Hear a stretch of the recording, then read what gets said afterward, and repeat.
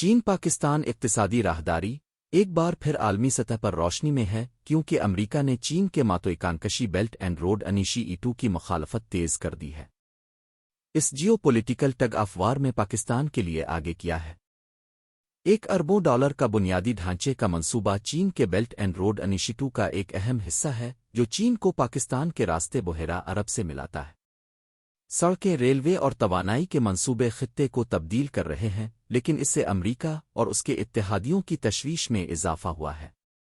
امریکہ نے بارہا بری منصوبوں پر تنقید کرتے ہوئے انہیں چھوٹی قوموں کے لیے قرض کے جال قرار دیا ہے۔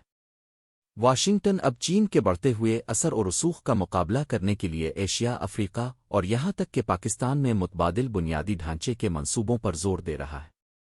لیکن کیا یہ کو روکنے کے لیے کافی ہے؟ پاکستان کے لیے ایک اقتصادی گیم چینجر ہے، لیکن چین اور امریکہ دونوں کے ساتھ تعلقات میں توازن رکھنا بہت ضروری ہے۔ جبکہ واشنگٹن دباؤ بڑھا رہا ہے، چین پاکستان کا اہم سرمایہ کار ہے۔ کیا اسلام آباد اس تنگ راستے کو چلانے میں کامیاب ہو جائے گا؟ بیرونی دباؤ کی رفتار کو کم کر دے گا۔ پاکستان میں معاشی اثر و رسوخ کی جنگ تیز ہو رہی ہے۔ آپ کا کیا خیال ہے؟ کیا ترقی کرے گا اور رکاوٹوں کا سامنا کرے گا؟ ہمیں تبصروں میں بتائیں۔ مزید اپ ڈیٹس کے لیے لائک اور سبسکرائب کرنا نہ بھولیں۔